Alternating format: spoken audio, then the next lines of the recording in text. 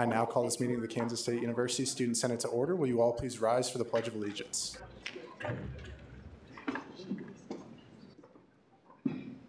Allegiance to the flag of the United States of America and to the republic for which it stands, one nation, under God, indivisible, with liberty and justice for all.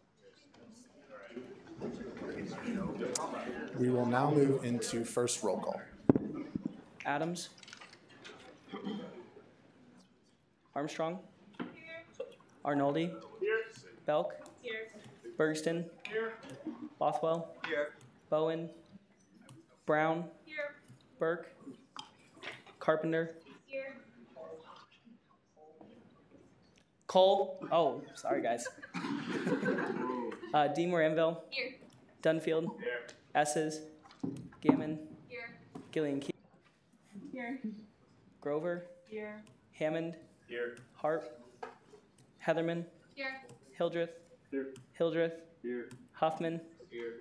Javin. Here. Carmali. Here. Kidd. Here. King. Here. Kulkarni. Here. Everett. Here. Mari. Here. Marshall. Morgan. Neatery. Here. Orth. Here. Orzakowski. Here. Helton. Here. Penny. Here. Riffle. Here. Roman. Smith. Here. Spellman. Here. Spencer. Here. Sullivan. Tile. Thompson. Here. Chumlin. Here. Wessel. Here. Wilhelm. Here. And Whitmer. Here. All right, real quick, we'll move into directors. Clark. Cruz, Gertson, Here. Jennings, Here. Pick, Here. Lundin, McIntosh, Here. McKenzie, Minu, Picer, Sedlacek, Tuttle, Underwood, Valdez, and Works. All right, there are 39 senators present, 3 excused, and 7 absent.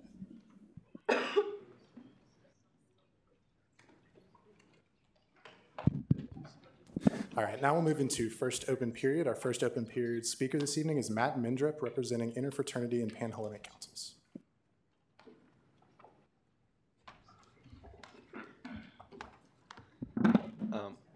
Good evening, everyone. Like Ryan said, my name is Matt Mindrup. I'm a senior studying biology, and I'm representing the Interfraternity Council and the Panhellenic Council tonight. I used to be a senator and all the things in SGA, so it's kind of cool to be back. I haven't been here in a while. But I just wanted to give you all a quick update. Currently, I serve as the Director of Recruitment for IFC. That's kind of my role. But I just kind of wanted to talk about the Fraternity and Sorority Life office at K-State. We've had a lot of changes in the last 2 years, so just wanted to update everyone on that so you can have a better understanding of that. So the current makeup of the office is the Interfraternity Council, which governs all of the fraternities, the NIC fraternities on campus, the Panhellenic Council, and then those fall under the Office of Fraternity and Sorority Life, and then that's kind of governed by our alumni fraternity councils and the Flint Hills Alumni Panhellenic Association. So those are made up of members who at one time were undergraduate members of fraternities and sororities at K-State. So kind of those 4 entities represent Greek life at K-State. Just to give you some historical context, the former Office of Fraternity and Sorority Life at K-State, which was a part of the university, was dissolved in May of 2017. When that happened, Greek life, fraternity and sorority life, IFC, PHC, we lost all of our advisors and our university funding and support. So when that happened, our alumni graciously stepped in to help with the transition. We began a couple things. We began negotiating with the union to get space so that we could have a presence on campus still, an office. And so we secured space with the union by December 2017. So we're in Union 004, which is the original office that we were located in after the union renovation before the Office of Fraternity and Sorority Life was dissolved.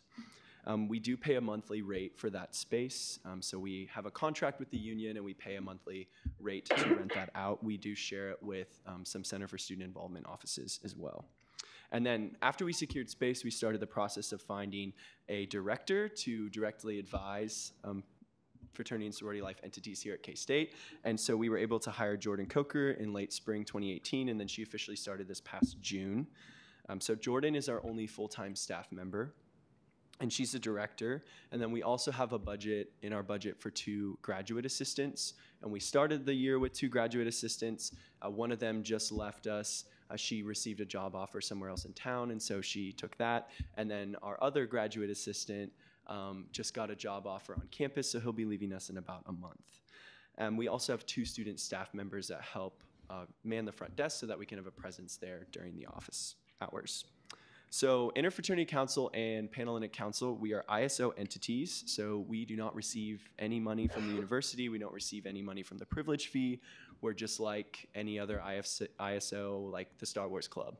All of our funding comes from students involved in Greek life. So men involved in fraternities pay $35 a semester to the Fraternity and Sorority Life, or to Interfraternity Council, and then women pay $30 a semester. That's all the money we get.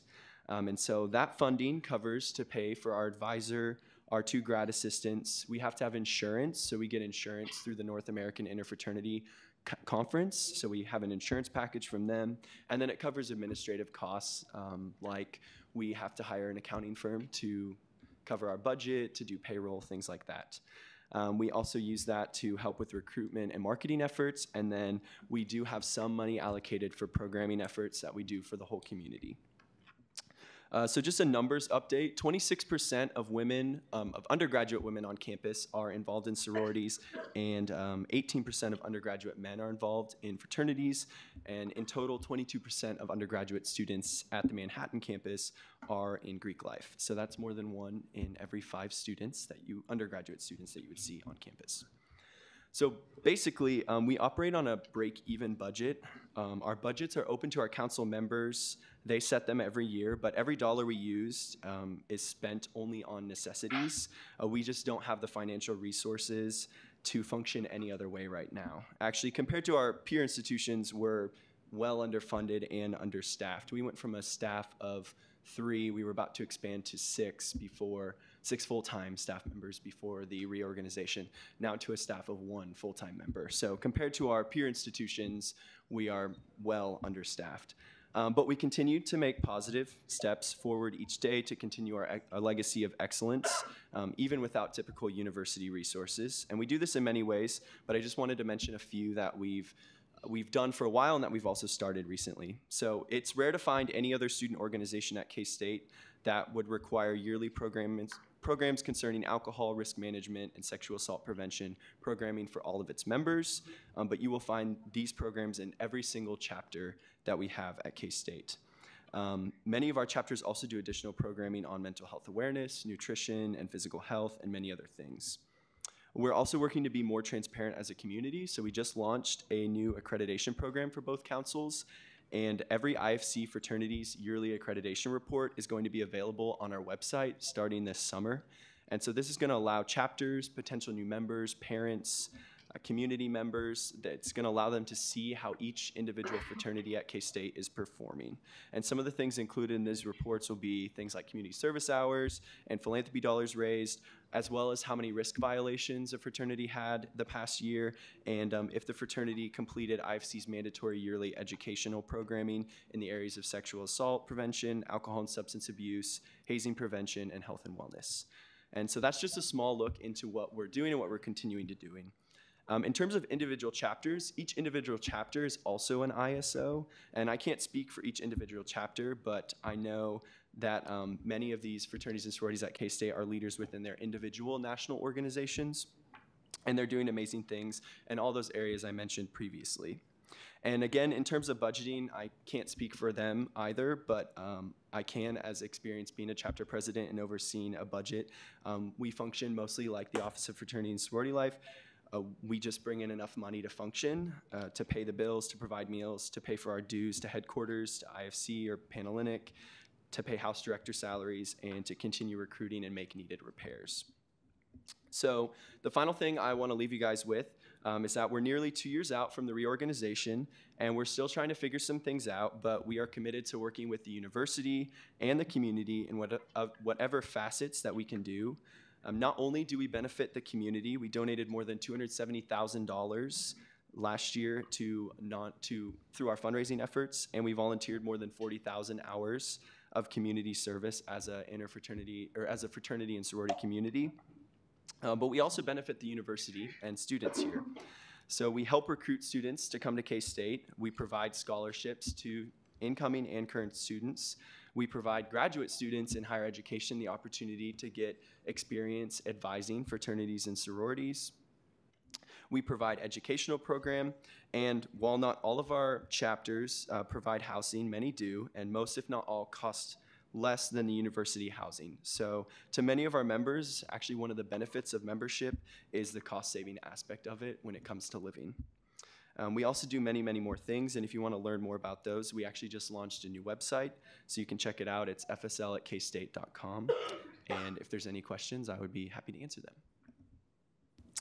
All right, with that, are there any questions for our speaker?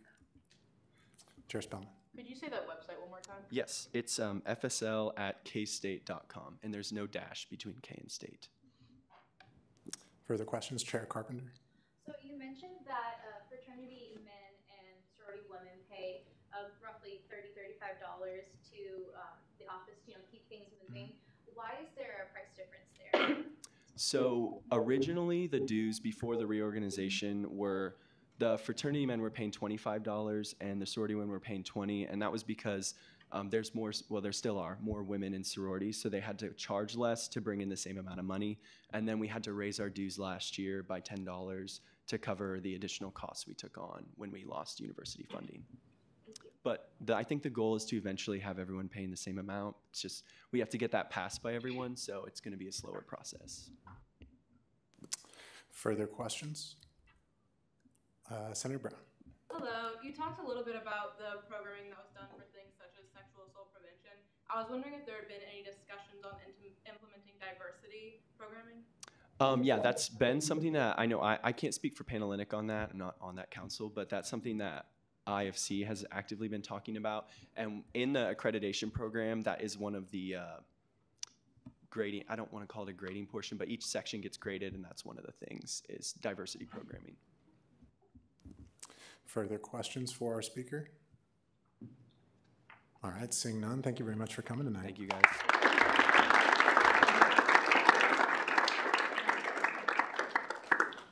Our next speaker for first open period is Sarah Barr, representing Student Legal Services.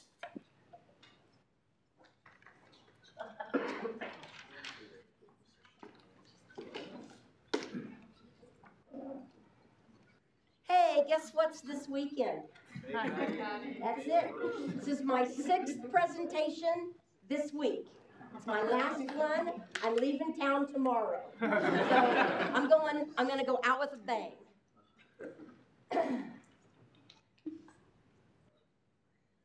I was asked to come. I'm not gonna use a mic that makes me echo. I'm gonna talk a little bit tonight about student legal services generally and Fake Patty's Day in particular, because that's what I was asked to do, and every now and then I do what I'm asked to do. Student Legal Services is 47 years old at Kansas State University. We're one of the oldest student legal services programs in the United States, which is pretty cool. That means that, there you go. Okay, just quickly, because the speakers sometimes will, want to go through their resume and all that crap. I just want to say that I come from pretty good legal stock. In the black and white picture, the guy on the left is my grandpa Judge, retired as Chief Justice of the Kansas Supreme Court and was Attorney General of Kansas.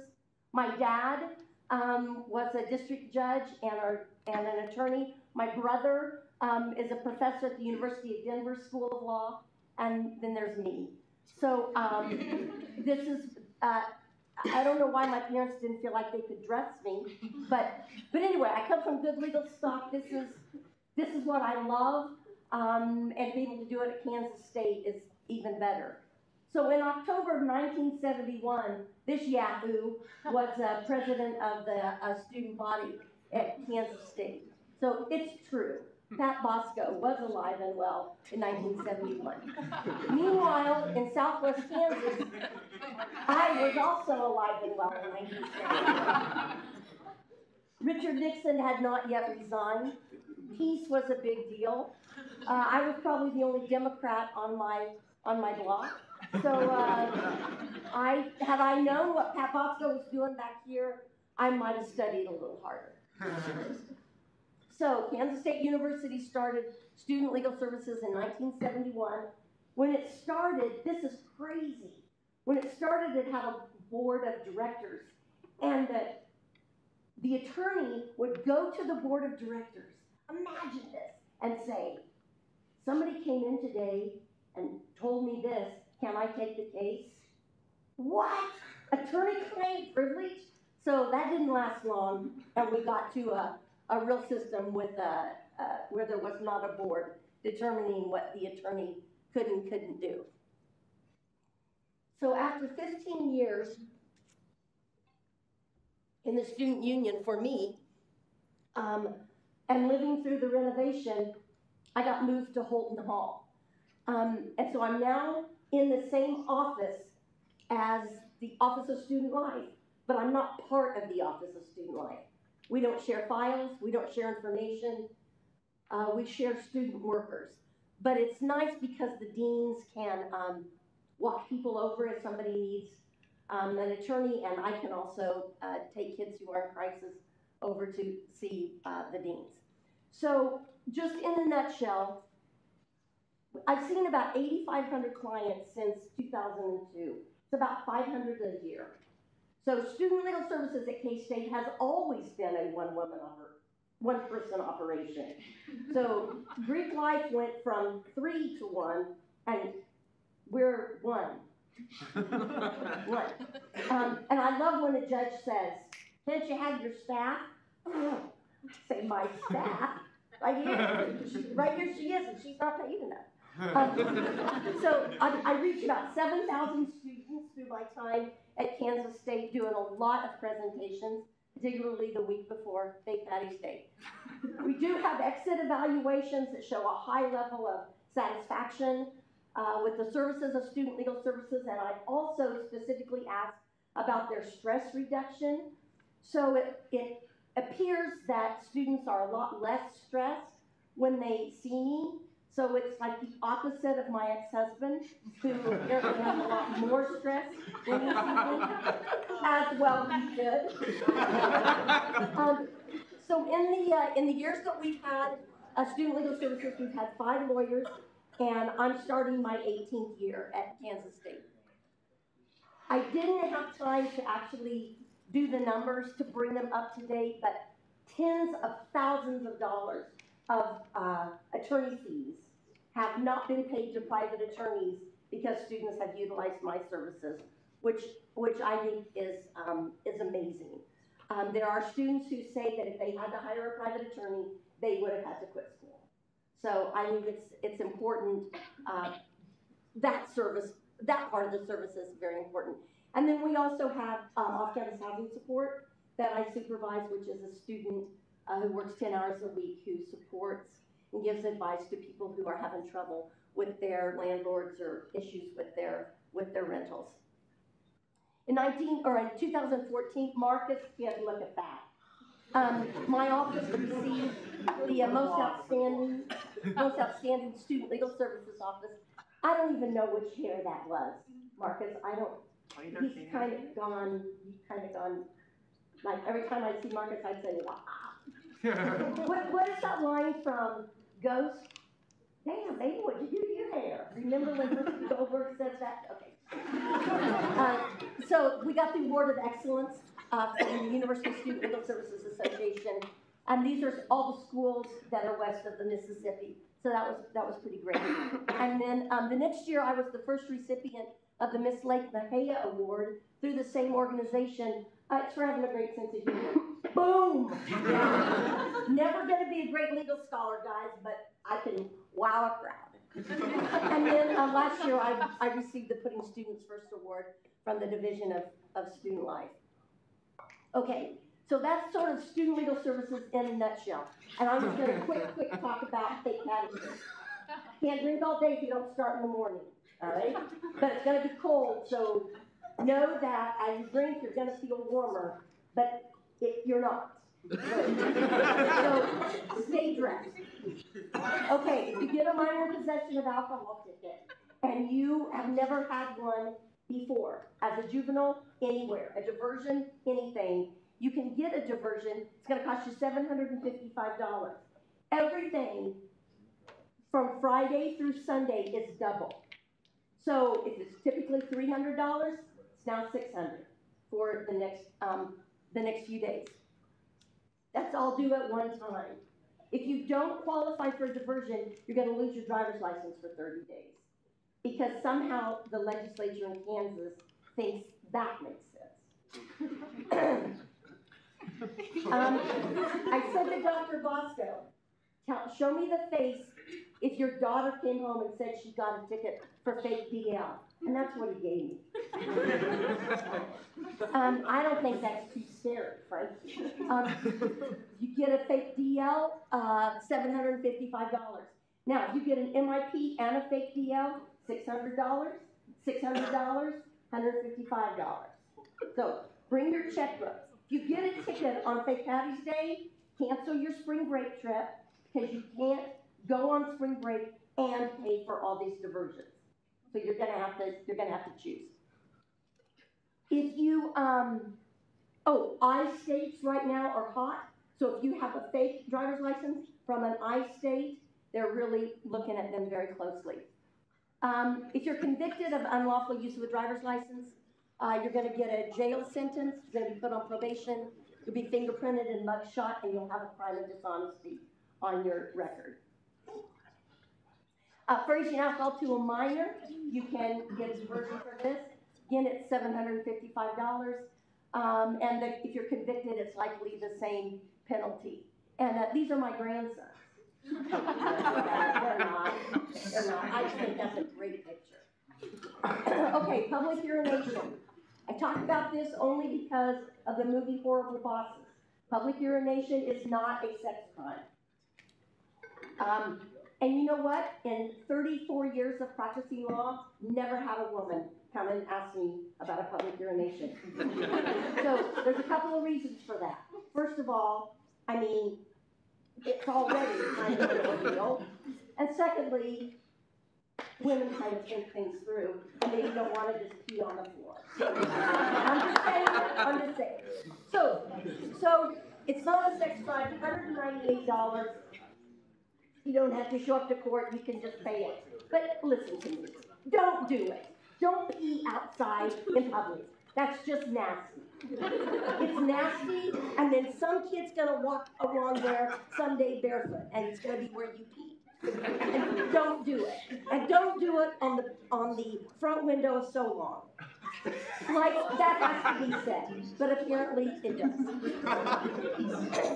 All right, open container in public is the big one on St. Patty's Day. If you have an open container, is that the timer? Time's expired for the speaker. Is there a motion to extend? Chair Kulkarni. I move that we extend the speaker's time by 10 minutes. It's made in a second to extend the speaker's time by 10 minutes. If there are no objections, you have 10 more minutes. All right, so open container, thank you. Open container in public is the big one on St. Patty's Day. So you cannot have an open container. I just met my goal for active minutes.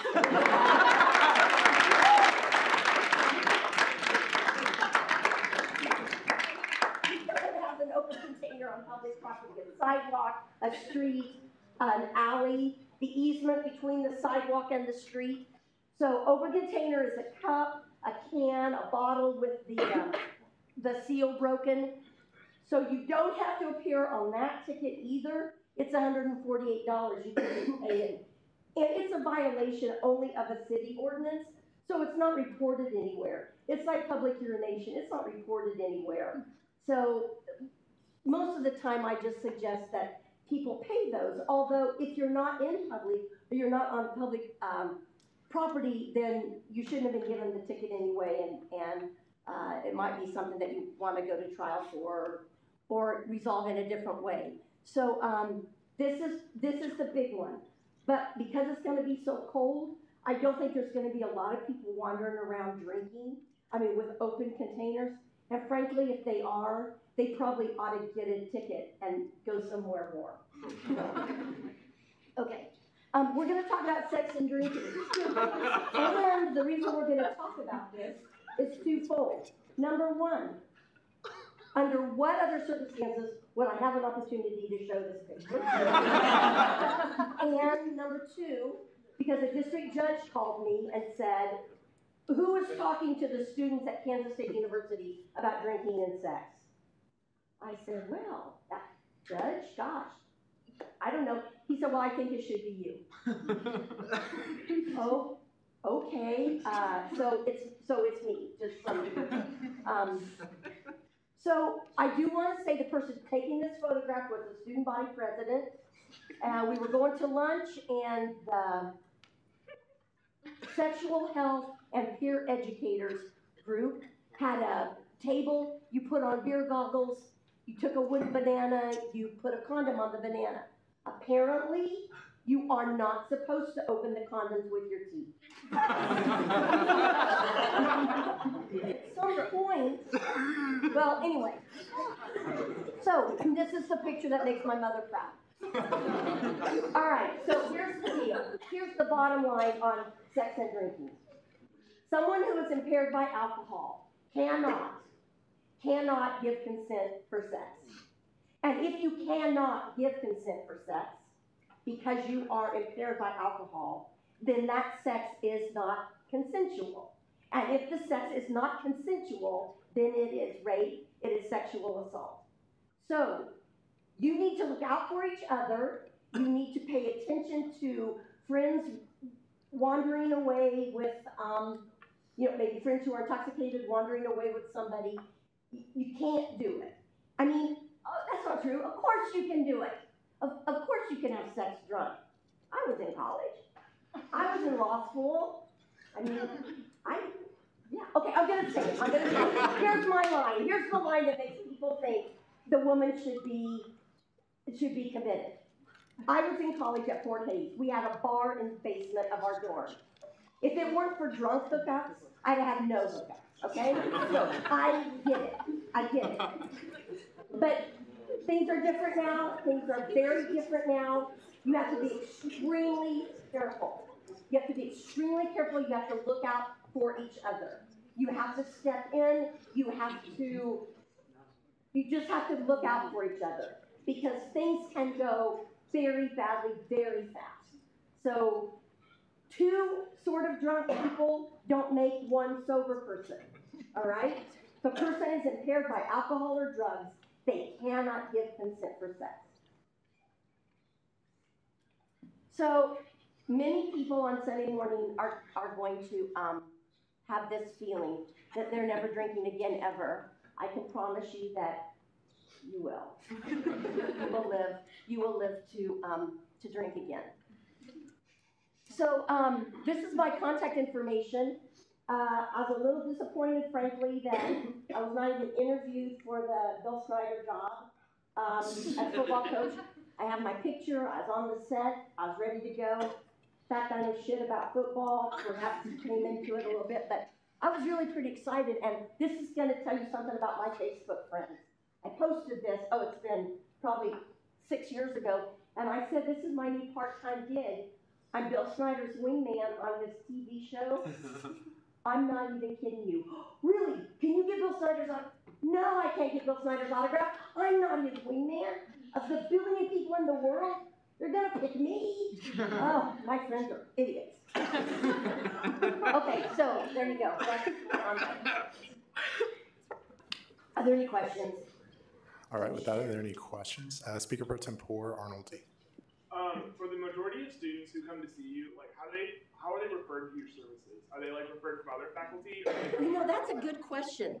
A lot of students come because of word of mouth, because of presentations I've done, faculty who refer them to Office of Student Life.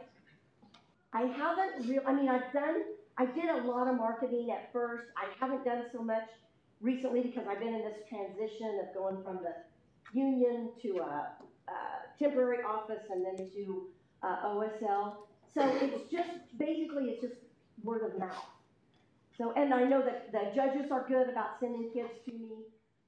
Clerks are good about it. So they sometimes just wander in. I can't believe anybody who sees one of these presentations thinks, "Oh yeah, that's who I want." Know that. Today I lost my head with a police officer on behalf of some kid who was just absolutely terrified. And I won't have it. I won't have it. And so I hope that, on her way home she didn't get arrested or something. But I do have a tendency to get a little worked up. Yeah? Can you get a DUI on a bicycle? You cannot. You can get a drunk, not drunk pedestrian, but you can get something. But it's not a DUI. No.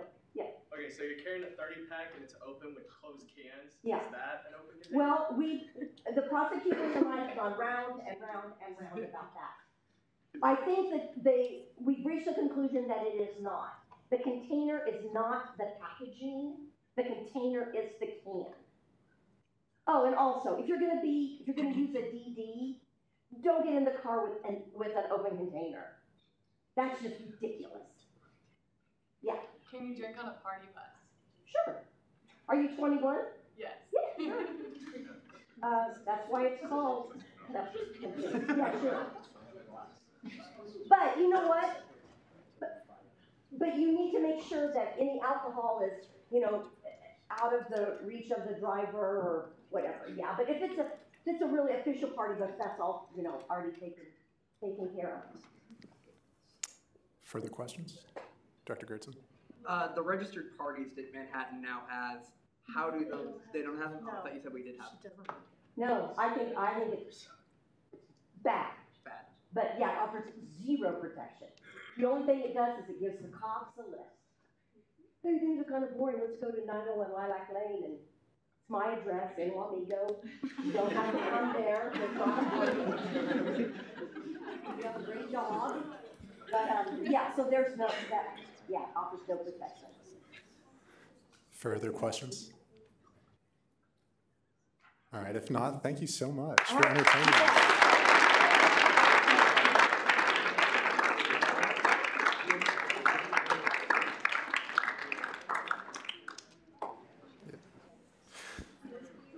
All right, our next speaker for first open period this evening is Yasmin Al-Basri, the chair-elect for the Library Student Ambassadors.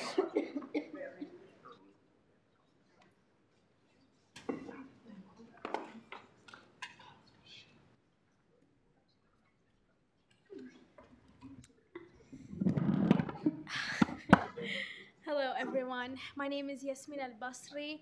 I'm a senior in Life Sciences pre-dental, and I am this year the chair-elect for the Library Student Ambassadors, and next year I will be the chair for the Library Student Ambassadors. I am here to talk and give you kind of like a quick update because there has been a lot going on with the libraries. As you guys may have known and noticed that the libraries have been closed because, or the Hale Library has been closed because there was a fire on May 22nd of 2018 that has affected all the library, and it actually is very tragic. We thought it was going to be a minor minor fire. There wasn't much damage, but actually the whole library was damaged, unfortunately. But right now we are in the middle of, we're almost done cleaning and drying out the walls in the library because there was a lot of smoke and water damage. There wasn't actual fire damage. It was just because it was kind of between two walls. There was a lot of smoke and water damage. One thing that I want to talk about is, of course, our group, which is the Library Student Ambassadors. Who are we? We, as I said before, the Library Student Ambassadors, we represent the libraries on campus or K-State libraries, and we act as the bridge between the students and the libraries, as in like librarians, staff, resources, and so on. We try to talk and engage with students and ask them about what exactly do they need, how can we improve, how can we provide more resources for them, and we try to do our best and help them as much as possible.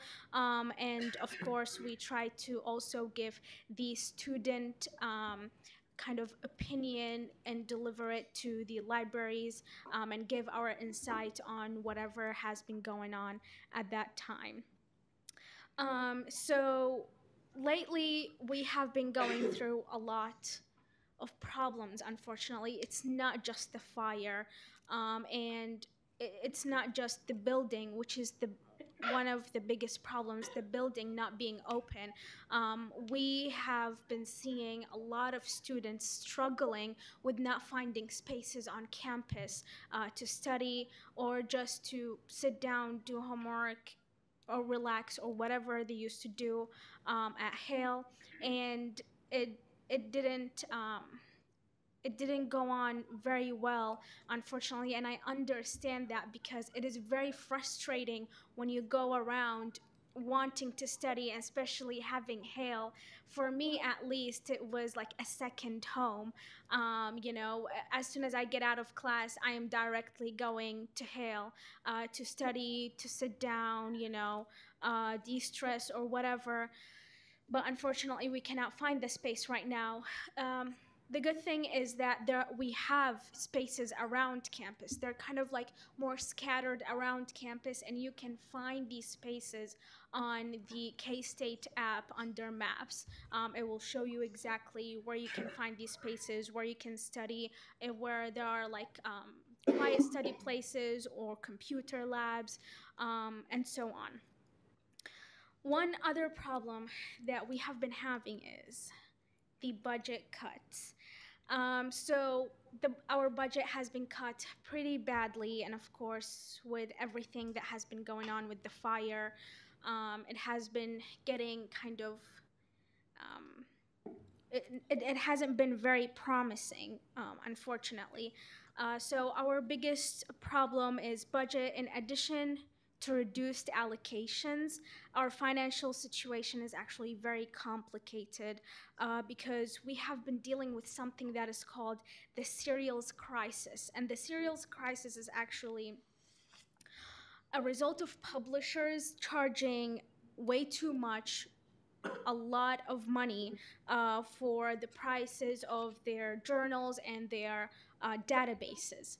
So with the reduced allocations and the increase in the prices of the journals and the journal subscriptions that we have been trying to provide, and the databases, combined with all of these, we ended up with a cancellation of about $730,000. And over the past 5 years, there has been a 30% decrease in staffing. And we have been trying to do our best to provide as many resources and as many resources and as many services to the students and the staff on campus, but because of this issue, it has been getting very difficult for us to provide any of these. And in addition to all of that, this spring we have canceled about over $640,000 of the subscriptions that we used to provide. So this is one of the many problems that we have been going through. But that doesn't mean that Hale is not there anymore. Yes, the building is closed. It is being cleaned, and hopefully we will start renovating the first floor. And we predict that the first floor will be open in fall of 2019, hopefully. So we have been trying to work on that. We got the design all done, and they're starting to work on it right now. But for the other floors, we are still kind of just cleaning them and slowly renovating them. But our main focus right now is the first floor. As you guys might know, we of course have the library's website that you can go to, and you can find all the resources that you need. There are so many ways that you can contact a librarian, which I would highly, highly recommend. Our librarians are amazing. They're very well qualified and very well informed about our resources. And one of the many resources that we provide is the textbook initiative. So what we have been trying to do is you can come to us, email us, text us, whatever way of communication you would like to use, and we can talk to your professor to hopefully get them to put the textbook that they use for their class on reserve with the library help desk. And of course, there is the interlibrary loan, which you can go online to the library website, and from there you can request whatever book, journal, article, anything that is related or that you can find at a library. We will make sure to try and get it from any library in the nation. So yes, that that's kind of an update of what has been going on. One other thing that I would like to add, and I do not know how to sugarcoat this, so I won't. Lately, as you guys have seen, we have been going through really, really rough times. Not only the ambassadors, but all of us as students and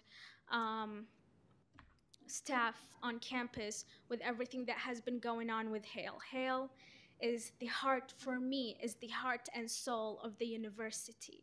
I miss it every day, and I remember in the summer I had classes, and I would like mistakenly get out of class and almost go to Hale, but then I remember, oh, it's not open, which is very unfortunate. But in the past years, we used to have candidates from SGA that would come and talk to us, but this year we didn't. And that was unfortunate. We expected to have a little bit more support from SGA and the candidates in SGA. But that doesn't mean that we cannot have communication and we cannot connect.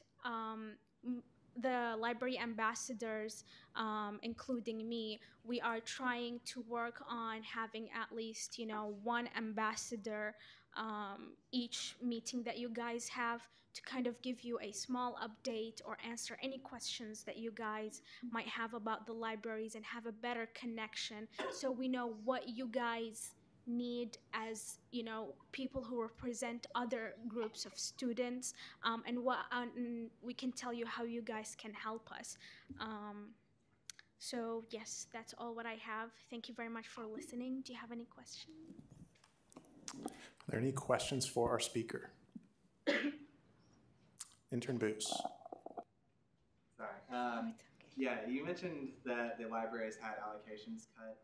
Can you state which body was cutting your allocations, because it didn't say that? Oh, yes. So, of course, the state has been cutting a lot of that. And, of course, that we have been having a lot of complications with the insurance company that we are working with, and the other insurance company from the other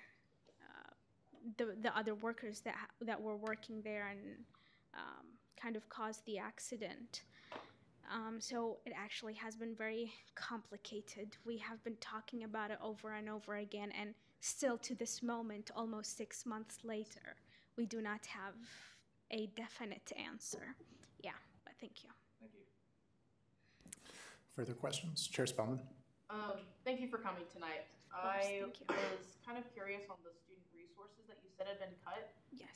If I remember correctly, the number was $640,000. Could you elaborate on this spring? Yeah. Could you explain kind of which resources were cut and kind of the process on how you decided those? So this is a combination of not exactly just resources, but mainly the journal subscriptions that we had and the databases that we used to provide for researchers and students in general. So for example, journals and articles are very, very expensive sometimes. I had a paper to write, and I found this article that I really wanted to use, but they wanted me to pay $300. And I couldn't find that on our website and the libraries because we don't have that much. So yes, I'm sorry if that wasn't enough, but I'll make sure to get more information about that. Thank you, though. Further questions? All right, seeing none, thank you so much for coming, Yasmin.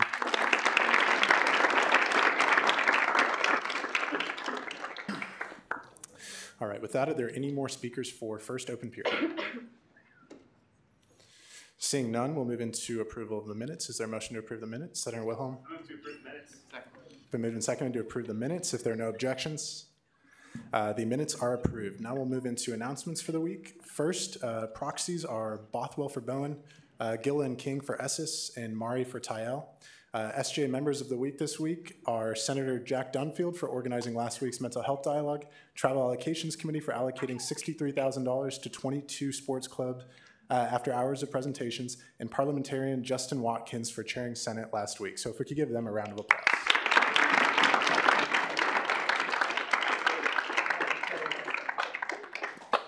And the quote of the week this week: "Not everything that is faced can be changed, but nothing can be changed until it was faced." James Baldwin. We will now move into committee reports. Are there any committee chairs who would like to give a report? No? All right, seeing none, are there any directors who would like to give a report? Director Pick.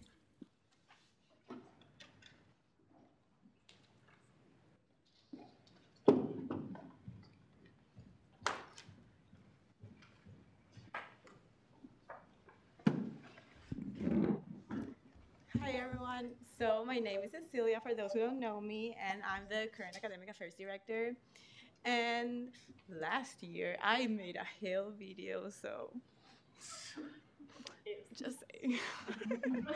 But anyways, so I'm working with T-Balls right now, fun. And I was meeting with a lot of faculty and administrators, and I kind of wanted to work on getting more teachers to send out T-Balls because I was hearing that some of them were not sending it. But then I realized that the biggest problem we had was that students were not providing effective feedback on their T-Balls. We had a lot of "you suck" or "I don't like the way you dress." And I mean, thank you for completing your T-Balls, but that's not helpful. So right now, I kind of wanted to raise awareness on how to provide effective feedback, and I met with Dr. Niehoff, and he was so helpful, and he gave me some tips that I could pass along to students. So now I'm working on another video, and if any of you want to be a star this semester and really rock it on my video, please let me know. Oh, you want to? No? Okay, so we'll be shooting the video next week, and you can just let me know when you're available and we can work through it, and it's going to be a lot of fun, and we're going to be publishing it throughout the university, so if you can help me, it would be super, super nice. No? No one? No one? Yay! Yes, you can raise your hands. I only need 2 people. Shit. Yay! Thank you. Any questions for Director Pick? All right, seeing none, are there any more directions reports? I have. Vice President Pitts. Cool. All right, so it's been a few weeks since I've been up here, but Jordan is doing things with the Alumni Association tonight with all of the board of directors being back in town for the spring semester. So I would like to start off with several things. We've had a really busy last couple of weeks. We just got back from DC today, and we will be presenting on that next week. But if you have any questions, specifically about my karaoke performance last night, feel free to reach out. So first of all, Jordan mentioned this last week, but we've been in conversations a little bit about a university-wide attendance policy and making Dead Week dead. So if you're passionate about those things, you want to converse a little bit more about those things, dive a little bit deeper, you can shoot Jordan an email and really get those further details. Currently, it's just in conversation periods, but we are having some flexibility of things that we could do in the future to make those days a little bit easier on students. Going into finals week. So then also, I don't know how many of you are familiar with the new Foundation Day of Giving. Can I see a show of hands for those of you who have heard anything about it? Okay, so about half the room. So I'd encourage you all to go follow the KSU Foundation on Twitter, Facebook, whatever your preferred form of social media is. And they're doing a really cool thing that several other universities do, except we're going to do it way better. And it's called the Foundation Day of Giving. So a whole bunch of campus entities entered proposals to get, I'm sorry, I'm losing my words here, but to get funding from a kind of group fund effort for the university. So the foundation's going to have a big fundraising day, and there's going to be links to, No, there will be links that could be shared, and then you can donate. A question was raised in cabinet: do you have to be a K-State student? Absolutely not. You can send it to your family members. You can send it to alumni. You can send it to your cousins in Connecticut. Like literally anyone can donate to this, and it helps out a great cause. Tomorrow it will be revealed that it's Cats Covered, as I said earlier, and I think we're all pretty passionate about Cats Covered and helping out food insecure students on campus. So as you follow the K-State Foundation and all of that, I encourage you to retweet their video and share with your family members all of the cool things that they're doing. Another really exciting thing is JPs. We are very big members or big fans of JPs in the executive branch, and I'm sure you all are as well. They have been in the union for a year. Tomorrow they will be doing raffles for free burgers for a year and several other things. So I'd encourage you all to stop by and show your support and thank them for being great partners of students here in the union. A couple more things. So you all know it's on Saturday. Sarah gave a great presentation about it. I'm not half as funny as she is, but ATA buses will be on their routes that day, and they will be providing transportation to students. So obviously don't drink and drive, don't get into a car with a drunk driver, and find those alternatives. Appropriately enough, the green and yellow routes will be the ones running, and I encourage you all to download the ATA app. I think it's Ride ATA on the App Store, and it tracks the buses and tells you when they'll be in those locations. They have a great pickup point around the Ville, and they go to most of the other neighborhoods here in Manhattan. Finally, Miranda will be sending out an email via OrgSync about the textbook survey. How many of you have filled out the textbook survey? All right, I'd like to see 100% of hands raised by next week. So the textbook survey is something we're really excited about. It's talking about your experience with textbooks, with open educational resources, which is those online textbooks and the different alternatives to those hard copies you buy at the bookstore, and really providing a more diverse and affordable experience to students in regards to their curriculum supplements.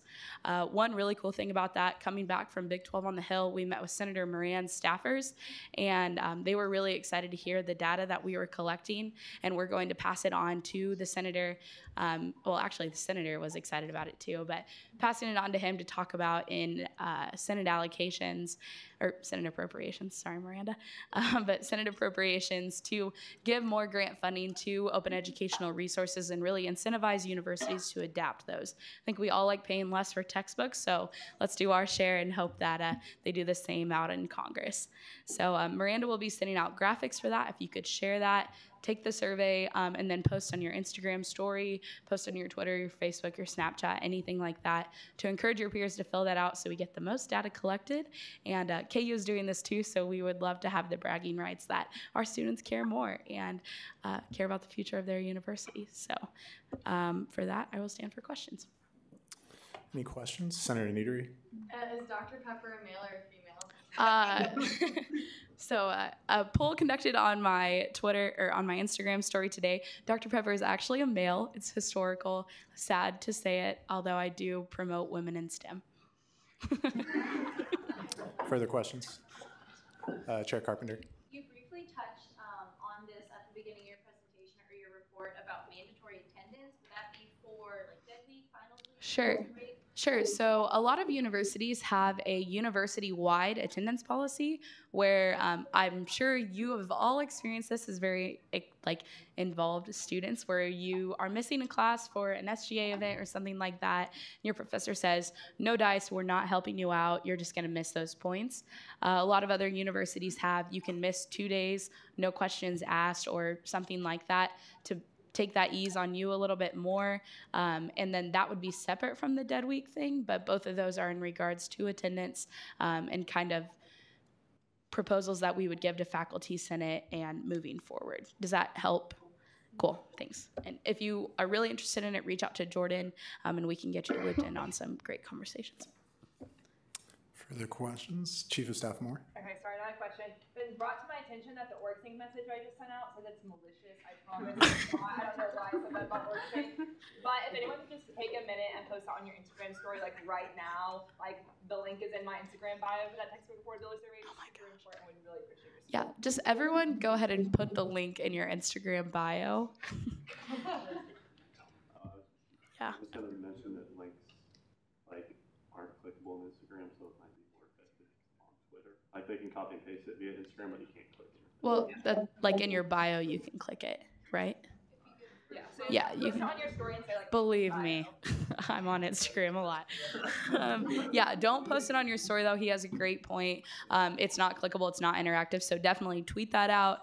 It's not an easy link really to tweet, so just copy and paste it from whatever friends have posted it or what Miranda sends after she's been sending mean things in her first OrgSync message. But yeah, so get that out to your friends. It's really great. Anything else? Further questions? Cool. All right, seeing none, are there any more director's reports? Speaker Pro Tempore Arnoldi.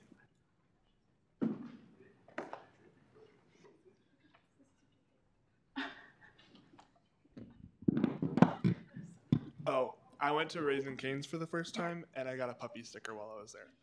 So I forgot I had that on. But anyway, I'm here to talk to you guys about Diversity Programming Committee. So I'm going to give just a little bit of an overbrief for those of you who aren't so familiar with it. We allocate funds to student organizations who want to host diversity-oriented projects on campus that have a minimum budget of $3,000, so they're pretty large events. We just finished up our fourth quarter for this year allocating funds, so the fiscal year for 2018-19 is closed, and we'll be starting the first quarter allocations for projects occurring at the beginning of fall 2019 to October 15th in April. And that deadline ends on the last Friday in March. Okay, so we are budgeted with $175,000 for the entire year, and we allocated $151,765 of that, which gives us a remaining balance of $23,235.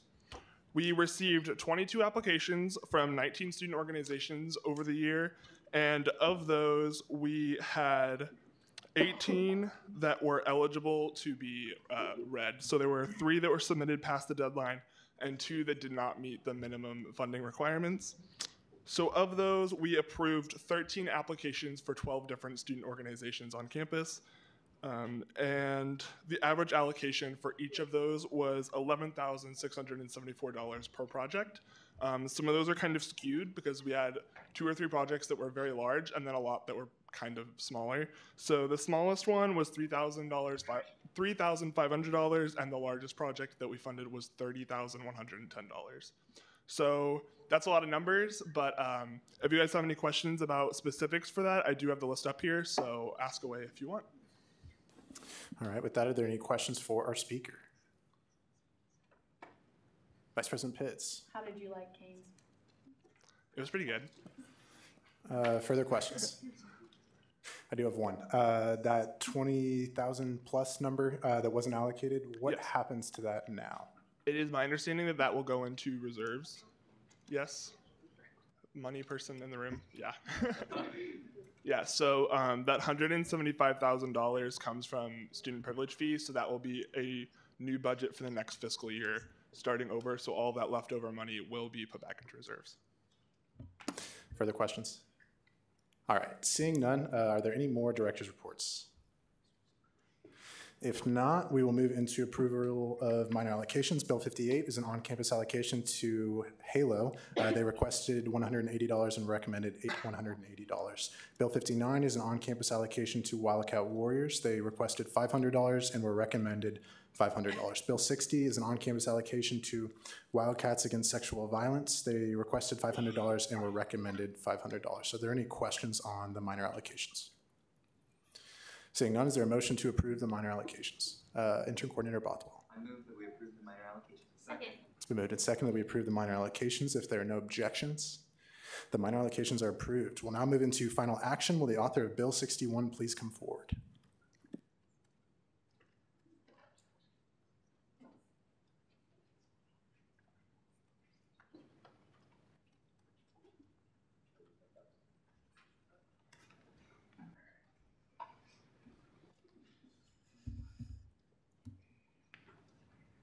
Have any corrections been made?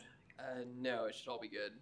All right, your first choice of debate. All right, so this is just our allocations to the sports clubs. So like Brian said earlier, we allocated 22 different groups on campus.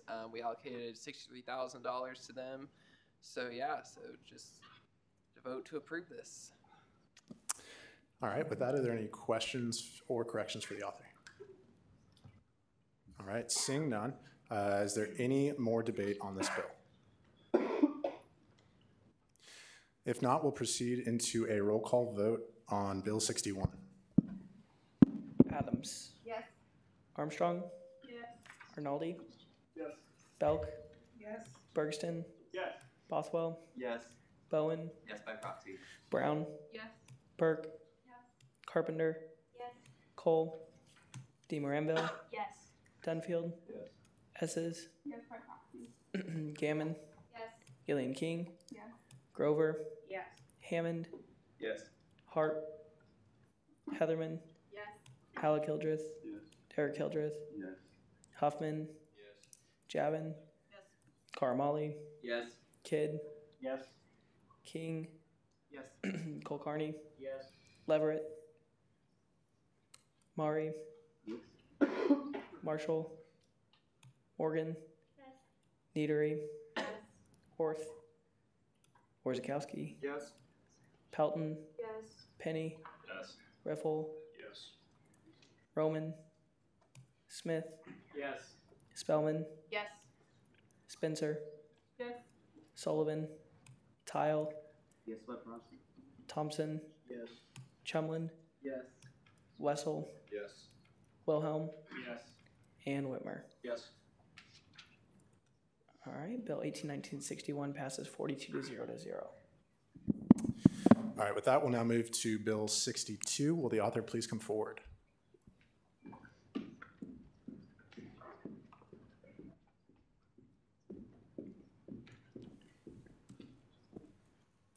Have any changes been made? No. All right, you have first rights to debate.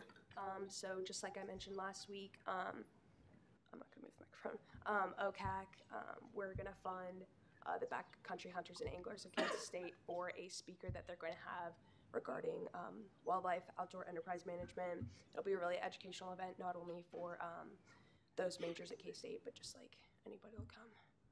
That's all I have. All right, are there any questions for the author? Seeing none, is there any further debate on this bill? If not, we'll now proceed into a roll call vote on Bill 62. Adams. Yes. Armstrong. Yes. Arnaldi. Yes. Belk. Yes. Bergston. Yes. Bothwell. Yes. Bowen. Yes, by proxy. Brown. Yes. Burke. Yes. Carpenter. Yes. Cole. DeMaranville. Yes. Dunfield. Yes. Esses. Yes, by proxy. Gammon. Yes. Gillian King. Yes. Grover. Yes.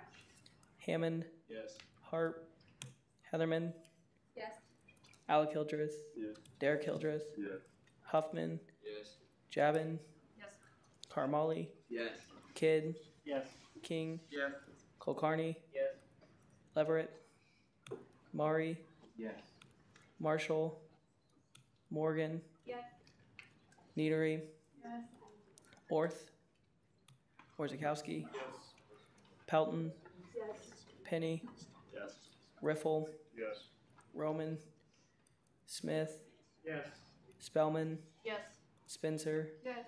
Sullivan. Tile. Yes, by proxy. Thompson.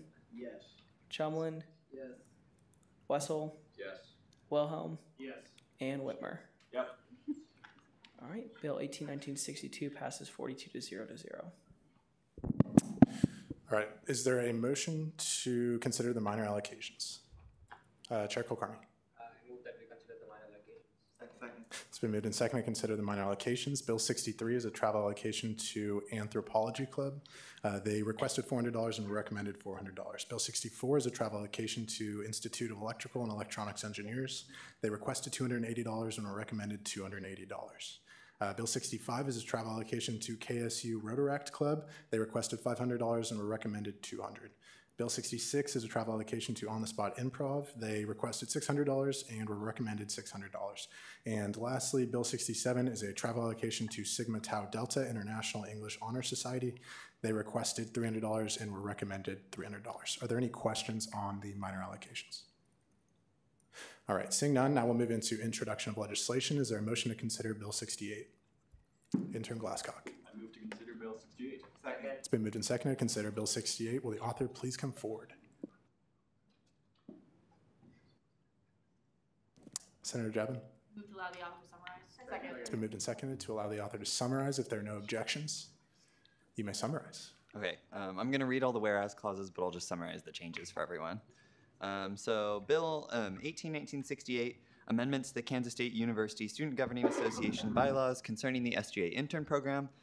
This is by the Special Committee on Membership. Whereas it is necessary to continuously review the Kansas State University Student Governing Association bylaws, whereas the 2017 to 2018 Special Committee on Membership recommended the creation of a new two-phase intern program in order to remove barriers of entrance to KSU SGA, whereas the legislation written by the 2017 to 2018 Special Committee on Membership was passed by Student Senate on March 29, 2018, whereas the new SGA intern program began at the start of the 2018-2019 academic year, whereas over 110 unique students have attended at least one SGA intern program meeting throughout the 2018 to 2019 academic year, whereas the 2018 to 2019 Special Committee on Membership reviewed the SGA intern program after the commencement of Class 3 to discern if any changes to the program were necessary, and whereas the following changes were recommended in order to approve the ability of the SGA intern program to provide opportunities, information, and resources to the greater KSU community. So I'm just going to kind of talk through the legislation and where all the changes are in it now. So the biggest one throughout the whole thing is we actually changed some of the verbiage used. So the bill actually used to say like courses were like the 5-week sessions that students would attend, but we changed it to classes. First of all, that's the language that Sadie and I have used in all of our marketing for the year, so we feel like that'd be better to keep that consistent. But also we felt like it's better for creating a sense of community, like you graduate with a class of people. So that's just kind of why we made that change. The first like substantive change is on line 87 of the bill. So that actually refers to the intern selection panel. That panel will now only be meeting if there is any need to like cut any applicants from the program. Throughout the past year, Sadie and I like didn't need to do that, so that's just why that's added. The next change is on line 92. So that's specifying that the maximum number of interns can be increased at the intern coordinator's discretion. Right now it says that there's only supposed to be 35 in the first class. Now this way they can take more than 35 if they want to. Then looking into section 2, there was 2 major changes here. On line 134, we added a new duty to the intern coordinators. So now the intern coordinators are responsible for coordinating any visits of prospective students who want to meet with SGA. No one in SGA has that duty right now, so we're giving it to the intern coordinators because Sadie and I have done it all year already, so I figured it fits best there. And then finally, on line, what's now item 6 on line 138. So before this year, you could be intern coordinator and a senator at the same time. At the start of this year, we passed an independent positions bill. So now the intern coordinators are considered independent positions. So you cannot be a senator and intern coordinator at the same time. So that's all that. I'll stand for any questions now. All right, with that, are there any questions or corrections for the author? Intern Booz. Before you were doing the visit duties, who was doing that? Like the president or something? Yeah, so I actually work at New Student Services, so that's like why I personally felt passionately about these changes. I know that last year they would contact like leadership, so either like the student body president or the speaker to do visits. Since I work there this year, like I've just been the person handling all those visits, so it's easiest to give them myself to do. But also with that, we've tried to set up visits with leadership, and it's just a lot more difficult to set up, whereas I think intern coordinators are more prepared to handle that. We already have our PowerPoint presentations and everything, so it just runs really smoothly with that. I will also defer to Chair Colburn. Jordan talked to me about this, like the student body president and vice president do work with New Student Services on some level. So on Sunday, we'll kind of talk about how those two will interact. Just so. Further questions? Follow up? Yes, please. Actually, this is more of a change. In the new number 6, I'd say set forth in Article 7 of the bylaws, or as opposed to any other Article 7. Okay, we discussed the best way to change that, so we'll take that into consideration for committee. Thank you. Awesome. Further questions or corrections? All right, seeing none, this bill will be referred to the Special Committee on Membership. Is there a motion to consider Bill 69? Senator Wilhelm? I move to consider Bill 69. Second. It's been moved and seconded to consider Bill 69. Will the author please come forward? Chair Spellman. I move to allow the author to summarize. It's been moved and seconded to allow the author to summarize. If there are no objections, you may summarize. Okay, this one I'm not even going to read the whereas clauses because it's significantly shorter. So while reviewing all the changes to the intern program, we noticed in the Constitution that technically interns aren't supposed to be sworn in, and intern coordinators don't have the power to do that. So all this is doing is adding interns to the list of people who are sworn in. We feel like that's an important rite of passage to go through. And then we also are giving the intern coordinators the ability to exclusively swear in interns. So that's all this is doing. With that, are there any questions or corrections? Seeing none, this bill will also be referred to the Special Committee on Membership. Is there a motion to consider Bill 70? Senator Wilhelm? I move to consider Bill 70. Second. It's been moved and seconded to consider Bill 70. Will the author please come forward?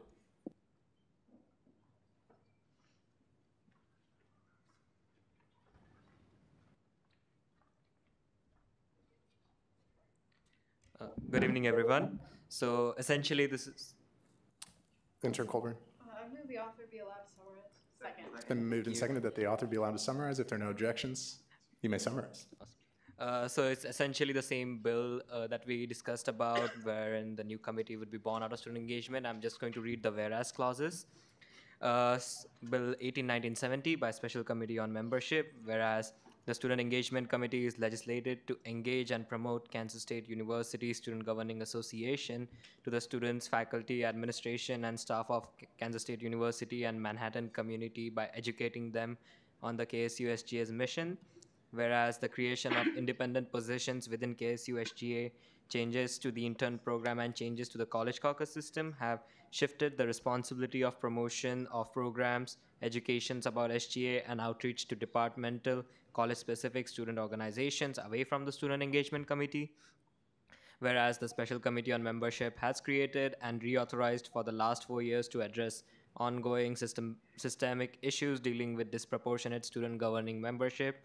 The internal focus of reviewing mechanism that allows students to get involved in KSU SGA should be permanent practice, whereas consolidating the duties of Student Engagement Committee and Special Committee on Membership will avoid adding an additional standing committee and be a more efficient use of time and resources, whereas other Kansas Board of Regents and Big 12 institutions have committees that focus on issues relating to diversity, equity, and inclusion, DEI, and those committees are successful in multicultural student outreach and educating Senate at their respective institution. And whereas through KS Unite, the creation of Multicultural Student Center and new administrative positions, Kansas State University has reaffirmed its focus on diversity, equity, and inclusion and has made DEI issues a priority in KSU SGA.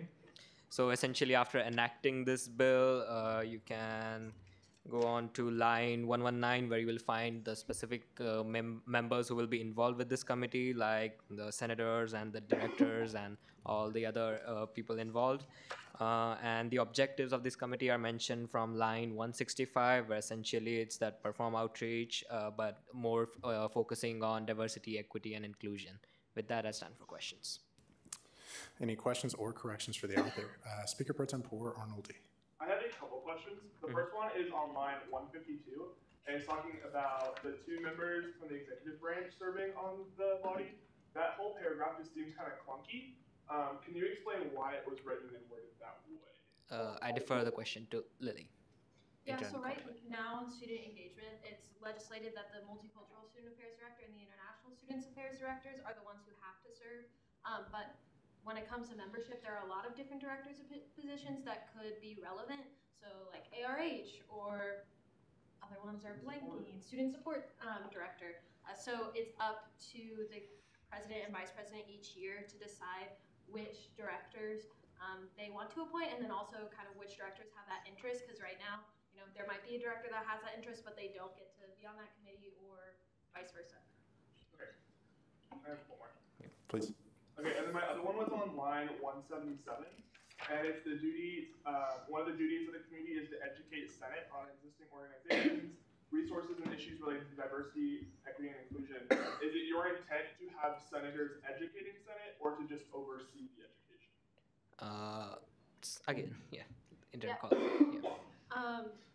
So I guess senators educating Senate, but also overseeing. So this is modeled directly after Emporia State University's diversity committee. The committee members each, not every week, but occasionally go in front of Senate and educate on a topic like gender inclusive language, or if it's Black History Month, giving some sort of lesson on that. So it could be outside groups that the DEI committee brings in to do that education, or it could be Senate. So both. Okay, thank you so much. Thank you. Further questions or corrections? Intern Booz? On line 180, you also add the new duty of executing and analyzing a demographic survey of newly elected members.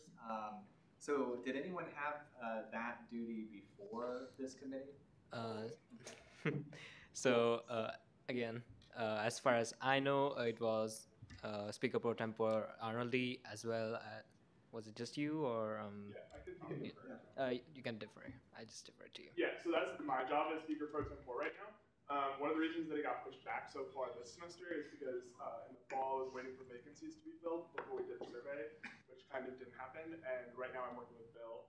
It looks like the survey is probably going to be pulled through cases data, which we can do, and then moving forward, the transition will hopefully be something that we can make sure is routinely happening at a specific time, so we can be a little bit more consistent moving forward. Permission to follow up? Yeah. So, did you intend for this bill to mean that, the committee and the Speaker Pro Tem would be working together, or is the committee going to take that over entirely? If you want to go, or no, we did not intend it that way, but we kind of hope for a collaboration, essentially. So, yeah, and I'll also say that after this, there will be bills kind of cleaning up the bylaws and constitution as necessary to move around those duties, because we wanted to get them in place first with the committee, and then subsequent changes to different parts of our governing documents will come. Right. So that will probably, I foresee the special committee decide to remove that from the pro tem. Obviously, the pro tem position deals with Senate membership, but the committee should be able to work with Bill and get cases data and also implement the survey on their own. All right. Thank you. Kind of on that, I do have one question. I guess if this is changing the Speaker Pro Tempore's responsibility, then should the bill itself include that change as well? Because right now you're adding a responsibility to this committee that is already being done by somebody else. I defer it to Intern Colvin. Yeah. Yeah, so we talked about this in committee, and essentially, the consensus that we came, or I don't know, consensus. What we talked about was that the different, and someone else can speak to this if they remember it better.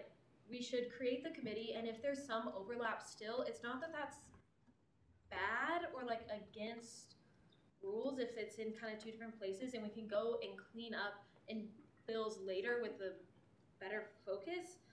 If there is overlap that we think is redundant, but also if pro tem should continue to have a hand, or if caucus, other things like that should continue to stay as they are legislated, and if they need to be changed after the fact. That was a clunky answer, but we'll talk about it at the committee, so Sunday at 6. All right, with that, are there any more questions? All right, seeing none, this bill will be referred to the Special Committee on Membership. Is there a motion to consider Bill 71? Caucus Leader Heatherman. I move to consider Bill 71. Second. It's been moved and seconded to consider Bill 71. Will the author please come forward?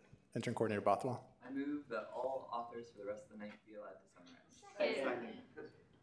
Okay. It's been moved and seconded to allow all the authors in the rest of the bills 71 through 77 to summarize. If there are no objections, everyone can summarize.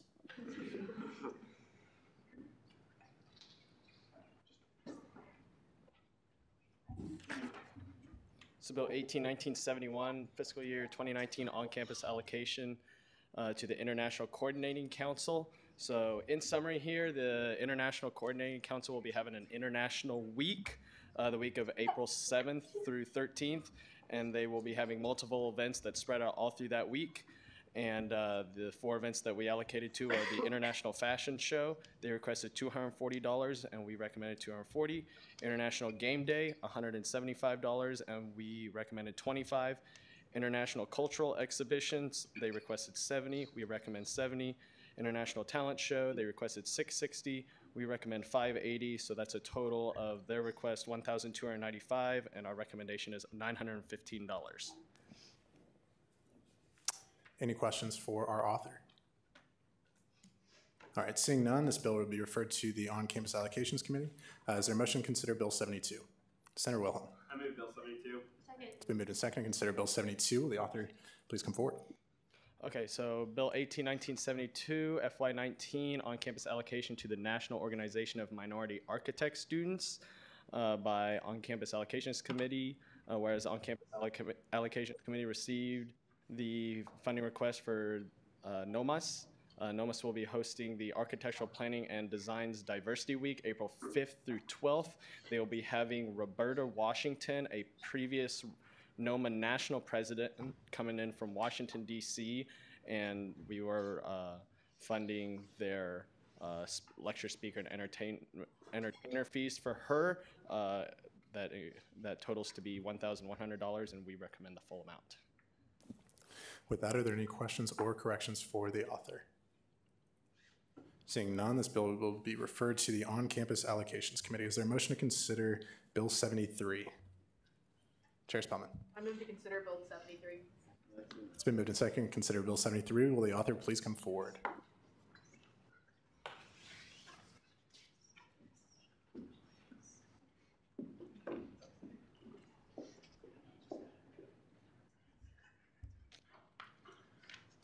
All right, cool. So this is the allocation to the Engineers Without Borders.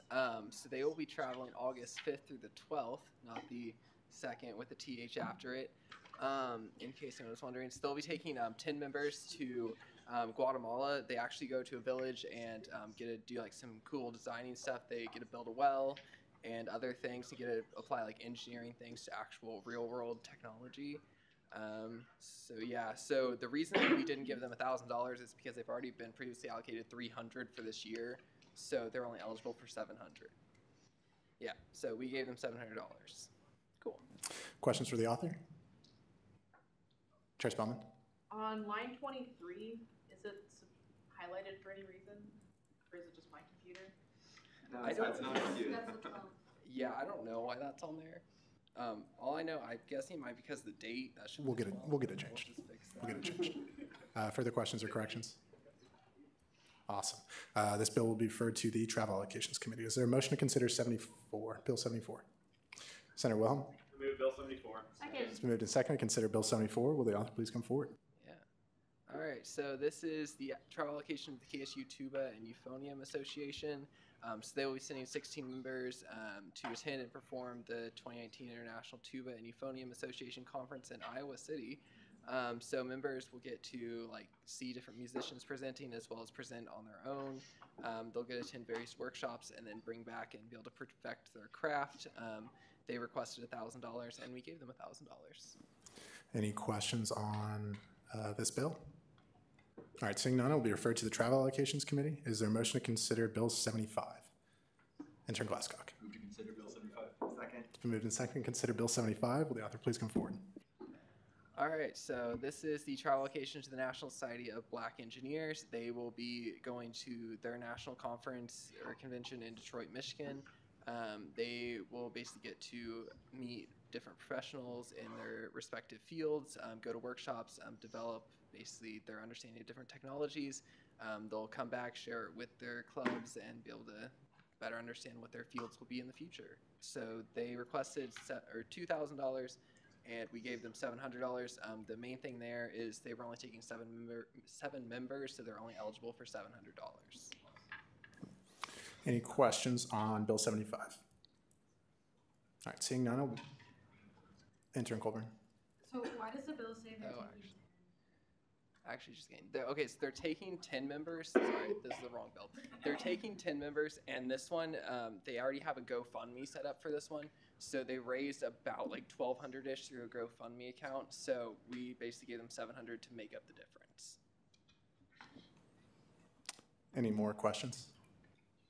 All right, seeing none, Bill 75 will be referred to the Travel Allocations Committee. Is there a motion to consider Bill 76? Intern Booz. I move to consider Bill 76. Second. Been moved and seconded to consider Bill 76. All right, so this is the travel allocation to the Pre-Dental Club.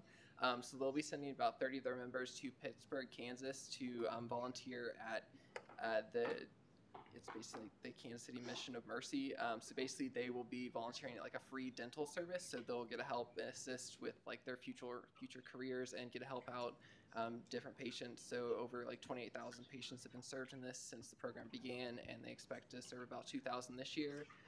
So they requested $1,000 and we recommended them $1,000. Any questions on Bill 76? All right, seeing none, it will be referred to the Travel Allocations Committee. And lastly, is there a motion to consider Bill 77? Enter Glasscock. Consider Bill 77. Second. It's been moved and seconded to consider Bill 77. Carson? Okay, so this is the travel allocation to the Student Finance Association. So they will be sending their members to New York City, where they will get a tour of various businesses and get to meet with different professionals across the finance world. So they'll be able to connect with some of our alumni as well as meet like new people that they can bring back to campus. They'll also be able to bring back the knowledge they gained and basically be able to perfect what they're already learning in their classes. All right, with that, are there any questions on Bill 77? Seeing none, it will be referred to the Travel Allocations Committee. And we'll now move into second open period. Are there any speakers for second open period? Advisor Ferris. Sure. Advisor first. So, just a reminder, I know we've already talked about the Super Bowl holiday that's happening this weekend, that knock on what I won't be here for. I want to remind everyone that Safe Ride will be running. There will be 3 routes running starting at noon. So if you pull up that Safe Ride map, you'll know it's the green route, the yellow route, which is main campus, and the pink route, which goes north to the Gramercy. So that will start at noon at all those bus stops. There'll be 1 bus each for each of those routes. And that will run until 11 p.m. And then at 11 p.m., the normal Safe Ride routes will pick up again. So then there'll be a total of 5 buses on the 4 routes. So then the Southeast route will pick up as well. They are free for students to use. Please use them. You pay for them as part of your privilege fee, so please make sure you utilize them. You do have to have your student ID with you, so make sure you use that. And because I know several of you may have guests coming from out of town who are not K-State students, you can get up to 4 guests with you also for free. So please use that service. It's important. Please be safe. Make smart decisions. Don't tell me about what happened when I come back on Monday. Okay? Thank you. Questions?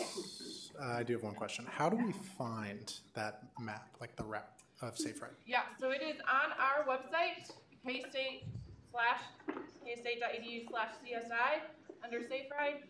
We will also be pretty active tomorrow on social media, so we'll post it there as well. Make sure you check it out. You can literally Google Safe Ride KSU and it'll pop up. That too.